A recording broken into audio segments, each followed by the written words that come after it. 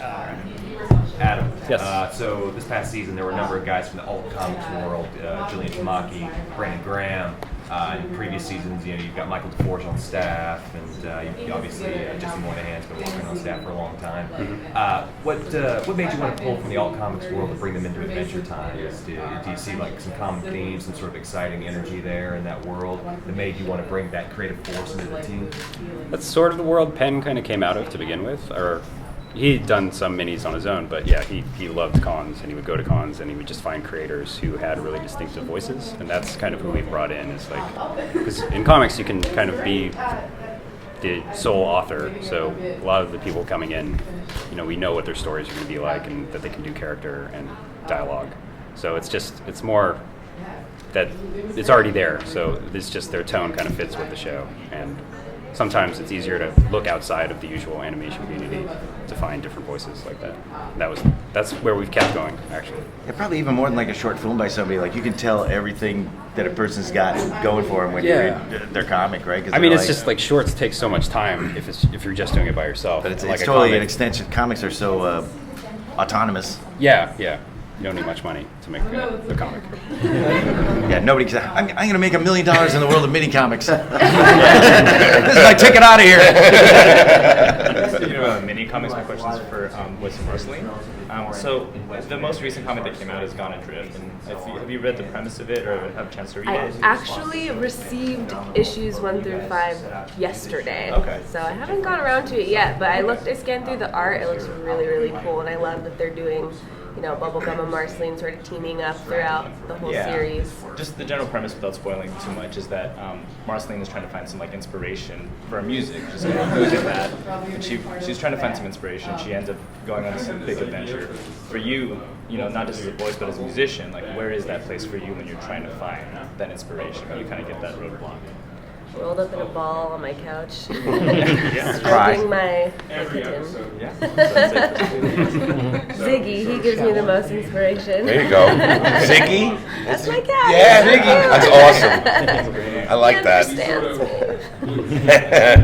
Well, the show has music is very important to the show, obviously, and a lot of you sung throughout it. Yeah. Might we get more of that coming up in upcoming seasons? What is maybe some of your favorite songs you guys have done? Yeah, I think we'll probably. I think I recorded a song just the other day, so yeah, there's always a song that pops up out of nowhere. Yeah. And we're you got a song for you today, really? Yeah, exactly. Needle scratch. Yeah. Sound effect. Song. But I love when I get songs. I know what you're talking about. But I like the songs too. But I mean, bacon pancakes, that's ridiculous. It's Come on, Hugh Jackman did it. He did. Hugh Jackman covered bacon Yeah, pancakes. he totally did. He lip synced bacon pancakes. It was crazy. I couldn't believe. Oh yeah, you didn't see that? Oh yeah. Oh my God, It's it's wild. crazy. You gotta look it up. It blew up on Twitter. It was ridiculous. And spoiler alert, but the Ice King recently had to sing the theme from the crappy sitcom Mr. Belvedere. Oh, that's right. Right, because I did the Cheers theme. That And I haven't watched TV since the late 70s. So I didn't even know the theme from Cheers. Really? Ken Osborne was he goes, the theme from Cheers, and I go, I don't know. I never have seen Cheers. He thought I was joking. He's like, I go, no, I've never seen Cheers. You've never seen Cheers? You've never heard the theme song? I go, I know it's go to a bar where everybody wants to be your friend. Oh my God. Come on, we're going on YouTube. I think that helped though, because you only half remembered. Yeah, exactly. That's I was using that. Yeah, that was my phony method acting excuse. but it's if you don't know the Cheers theme, there's no way you're knowing the Mr. Belvedere theme. Yeah, that's true. So, Tom, how do you view the differences between voicing Simon and the Ice King? It's a subtle shading. I mean, Simon is the Ice King before he lost it and went mad. So he's sort of just a little bit gentler voice, a little less harsh. He's still his kindness is more intact. Which even when he's the Ice King, he still has little flashes of paternal kindness toward Gunther and the Penguins and stuff like that. But then he'll snap and just start You know, Lightning bolt. start whacking them. Yeah, they'll just start whacking them like a mom in Walmart. You know what I mean, with her kid. Wow. But Like a mom and a I thought you put that down. I told you not to open that now. You put that down. We don't need that now. It's like snot coming down. Use your sleeve. Use your sleeve. Sorry. This woman went to Walmart to beat up her kid. It's getting dark. Hey, it's Adventure Time. We can go dark, right? Being that you talked about earlier with Hugh Jackman lip syncing, making pancakes. There's no question the popularity of Adventure Time. Has there been anybody you've seen who have been celebrities wearing like a Finn shirt and been like, "How are you? You're a fan of me. I'm a fan of you. How can you be like someone like you've been surprised of a celebrity like?" Yeah, that happens like pretty often. A lot of times we'll even have cases like where they end up coming and working on the show and stuff too, which is really cool. I know somebody told me that Lady Gaga is an Adventure Time fan. And I was Really? Like, yeah, I was like, what? That makes sense. It's like it's crazy, like stuff like that. You don't. I mean, like you.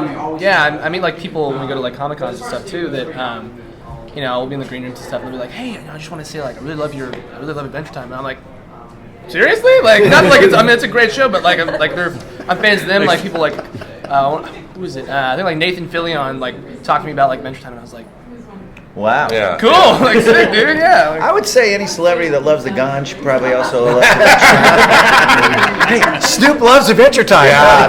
Really? Crazy. Snoop Lion is down with the show. All right. I think he is Snoop Dogg again. I know. I still call him Snoop Lion. Snoop Lion. Because you can't play that trick me. If you're going to change your name to Snoop Lion, right? It's like Puff, P. Diddy, Puff, Sean Combs. He never played himself. Mr. How many names you got? No, I mean, with going on to that theme, I mean, obviously Adventure Time is one of those series that either you get it or you don't. You know, you're going to love it or you're going to kind of hate it. Being that it's kind of that cult hit, do you appreciate that you got that small inner circle of fans, or would you appreciate it a little bit more if it's more mainstream? I mean, do you want everybody embracing it, or? I mean, to an extent, it kind of is pretty mainstream by now. It's a pretty like worldwide. I mean, even like it's.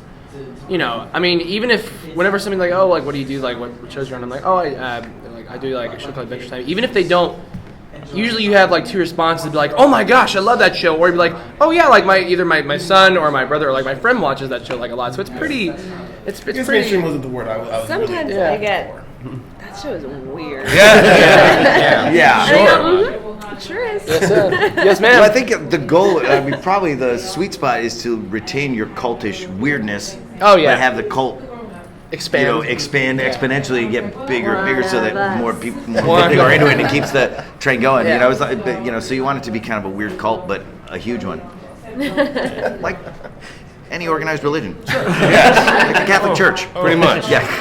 Next question. So, how do you? Speaking of weird, how do you stay weird in an organic way and not trying to make it manufactured? It's like we need to make this weirder or something like that. That's a good question. You kind of hire people. Yeah, meet our staff and then you won't ask. Yeah. No, I mean, but You should see the hallways around Cartoon Network. It's pretty wacky. we don't think of ourselves as weird. It's just like this is the stuff we're interested in, and these are the stories we're interested in telling. And they are weird to some people, but man, cartoons have always been weird. So what is the normal cartoon? It's kids at school. That would be so boring. So kids try to escape being kids at school. Yeah, so I think if you're trying to be weird, like, you know what I mean? Like, we all know people who are truly organically weird. Yeah. And then there's some people that are like, I'm going to wear a monocle and a top hat. You know what I mean? Yeah. Like, hey, aren't I weird? It's like, an affectation. It's a difference between an affectation and somebody who, people who are really weird don't have to try. Yeah. And then we think we're being normal most of the time. Yeah, we're trying. Yeah, weird people are always trying to pass as normal. Brian Wilson thinks he's a normal guy. He does. That's really fun. He's like, we're gonna get somebody. Say that in front of my dad, Tom. He'd be very upset. He's trying to be normal. Yeah. Well, there's so much really awesome Adventure Time merchandise out there. This is for the whole group. If you could choose any one item to have created that doesn't exist yet, what would it be or why? I'm thinking nice. the design. Wait a minute. Marceline Doc Martin. Yes. They drop in August. Hey, Do they really? Oh, they drop. they drop it on. They drop kick. They drop kick in August. Hey. Dropping a kid, got hit with Sorry. Walmart. Yeah. I thought I had to be dramatic about it. Nice. I think the Ice King crown that actually causes insanity is a product we're working on. But then you can turn it off when you want to. Right. I'm still waiting for like Product may functional cause insanity. BMO. I think that's Functional BMO, that's cool. That would be cool. I think technology's not quite there, but someday there'll be a functional BMO. I like the Finn the grass sword that just like shink, like kind of comes out whenever you just think of it to come out. That'd be cool. That's probably not technologically available yet either.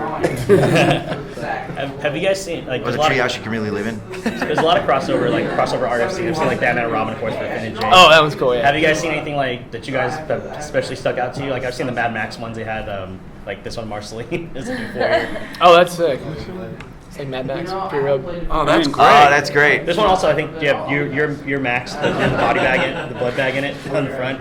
Oh yeah. Yeah. So like, is there been anything that stuck out to you guys that you've liked, especially that you've seen? Oh, there's a fans ton do? of stuff. There's like, the Pokemon one where like Finn is Ash and Jake is Pikachu is pretty funny. Any of like the this is like DeviantArt kind of stuff. Yeah, there's some Jack Futurama and crossover Sally stuff that's from, pretty cool. Oh yeah. Nightmare Before Christmas. That was PB and Bubblegum. Oh really? Yeah. That's awesome. Yeah, I like the really weird ones, like, hey, it's Adventure Time meets Little House on the Prairie. You know, it's like it's Laura Ingalls Ice King Wilder. You know, it's like. So, John, out of movies, TV shows, and video games, which do you like voice acting the most and why? All of them. Because they all pay. Each thing is a different day in the studio and a different process. Video games are just there's so much to do within a video game. I mean, we were recording some video game stuff the other day for a new Adventure Time video game. And we recorded more in that session than we do in a session to record. Probably did like 6 seasons worth of lines. It was ridiculous. Line count. I think shocking. I think the line count for like each of us was like either anywhere between like 15 and 1,700 lines for each of us separately. Yeah, because you're servicing all those outcomes, right? All those different doors you walk through or roads you go down. As the player, you have to 360 degrees of choices. So that's. But I love all of it. I don't care what it is, as long as I'm doing it and I'm knocking on. Cartoons wood. are the most fun, though. No, cartoons are great. I mean, games are more like a Rubik's cube where you go, okay, I've got 18,000 lines and I've got to get through it. That means I got, we can't mess around. It's like pedal to the metal and just do it. And you try to give good variations and. But when you're doing 11 minutes or 22 minutes with everybody in the room, and it's comedy and it's adventure and it's you're all. Everybody's goofing around a little bit, laughing, and that's what I always wanted to do since I was a little kid. It's like, it's great. There's nothing. I don't know. To me, there's nothing better than doing a cartoon in the room with a bunch of people. It's like having all the class clowns in the same room together. It is. And you're just bouncing off of each other, and it's awesome. It's where the soul of man never dies. Yeah. You talked about the weirdness of the show. There's so much heart and sweetness to it as well. Some of the sweetest moments are Marceline and I, including Ricardio. Simon. He's literally a heart. And those flashbacks are very touching. And are we going to see more of that? And might Simon, could he come back completely? And would you want him to? And would you want him to? There's been little glimpses. Yeah, they lift the veil occasionally, and we'll go look down that timeline, and there's some stuff if it hasn't aired already. It's still a ways out, but involving Ice King's past life and relationships, Betty, and things happening. So yeah, it seems like something the writers like to look at every so often because it's pretty rich. And good. Yeah, it's tough because if you bring back Simon completely, you lose Ice King. Yeah, I can't do that. That's like a last season sort of thing. If we were to do that, I think the fact that Marceline has just come to the point where she's just calls him Simon and he responds to her, I think is huge. So she doesn't even go about calling him the Ice King. She just refers to him as Simon, and he's like, what? Okay. Yeah. He just calls her up and bugs her. Hey, you want a jam? I got my drums out. Let's write some tunes. It's a bit of a loaded question, but out of all the seasons that you've now had for Adventure Time, what's been like that one episode that you just return to and just like watch, or something that like you really, a story arc that you were really like close to it that you really like to? My favorite is the I always say it's the Jake has puppies. with Lady Rainicorn. It's awesome. And then there's the foxes that find the book, and it's.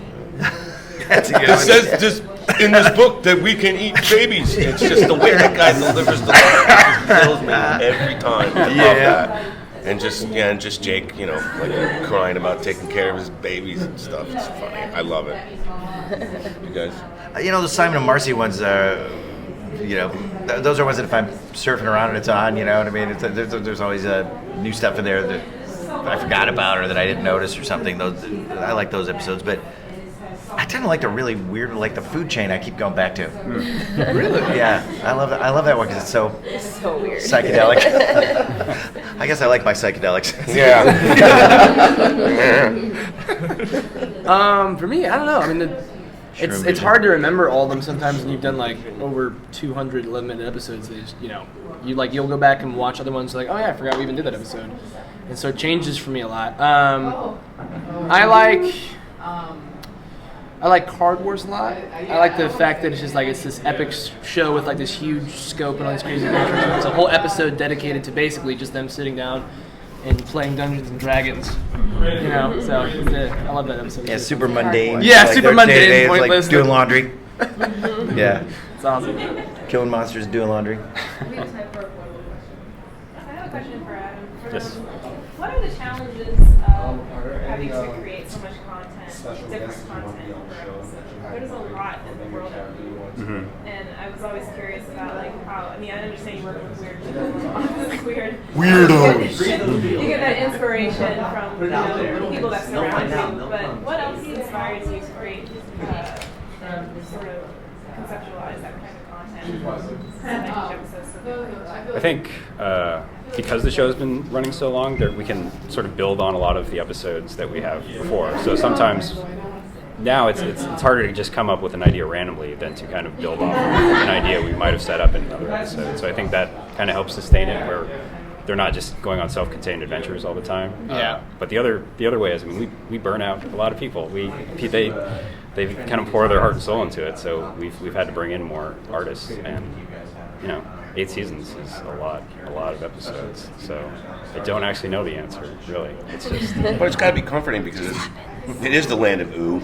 It's endless. Yeah, it's like Springfield. You can do a show about Krusty, or you can do a show about Apu. Yeah, or whatever, it's like it's boundaryless, and also you can make up a princess anytime you want. Yeah, and a kingdom. Yeah, you make it sound so easy. I just make up some princesses, Adam. Come on. It's just like Well, that's also like the risk, because like The Simpsons, there are episodes about Apu, and they'll do a Mo episode, and then you kind of forget what just Simpsons family episode is going to be about, because and then you get really excited when they revert back to the family. Yeah, but you run out of stories with that central cast, and you don't want to like. But it's kind of diffuse nice the to show. widen out and put a microscope on. Yeah, no, some, I'm quote unquote ancillary character. Yeah. It kind of takes a little bit of the heat off of always having. It does Ben and take Jay some of having that to off, do yeah. all the heavy lifting. Yeah. Is it just That's me, or like in the we're land back. of Ooh are the standards for becoming a princess very low? Because I feel like every just random girl that happens to be Finn and Jake's friend is just a princess.